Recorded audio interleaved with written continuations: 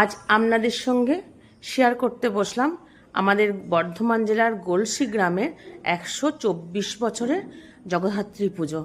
এটাই আমরা মনে করি আমাদের দুর্গা পুজো। আমরা বলেছি আপনাদের একবার ভিডিওতে যে আমাদের এই পুজোতেই বেশি আনন্দ হয়। ভাই পড়াচ্ছে সমস্ত বাড়িঘাটিগুলো।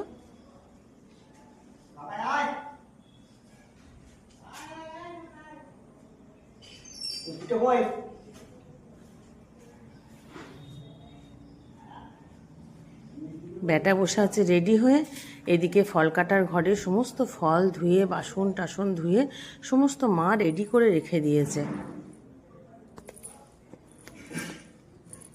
আমিও স্নান টান সেরে রেডি হয়ে এসেছি।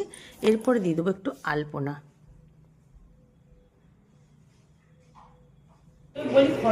তারপরে ফল কাটতে বসেছি। আমাদের নৈবেদ্যে ফল লম্বা লম্বা করে কাটা হয়, সেটাই আমি আমার বাপিকে জিজ্ঞাসা করে নিচ্ছি। এবং প্রত্যেকটা পুজোতে 5টা করে নৈবেদ্য হয়, সেই নৈবেদ্যগুলো আমার বাড়ি বাড়ি বেরোতে হয়। এই যে ভাটা আর ব্রাহ্মণ ঠাকুর ঘট আনতে যাচ্ছে, বাইরে পড়ছে ভীষণ বৃষ্টি, লোকজন এখন এসে পৌঁছায়নি।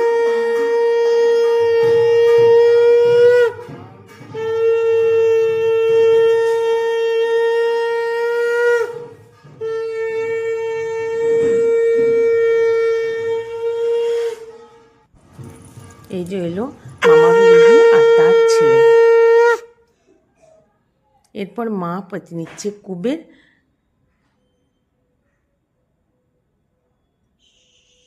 ঘট নিয়ে চলে এলো, ঘট আনতে চায়। এখানে একটা বড় পুকুর আছে, সেখান থেকে ঘট আনা হয়।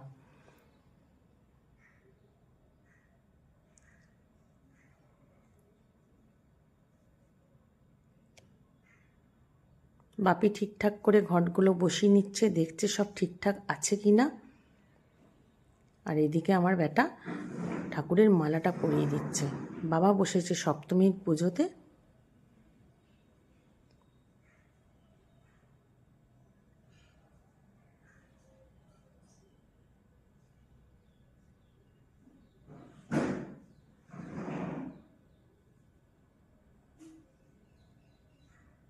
আবার মা একবার এলো ঠাকুরের ভোগ রান্না করতে করতে কিছু পুরোহিত মশাইকে দেখিয়ে দিতে।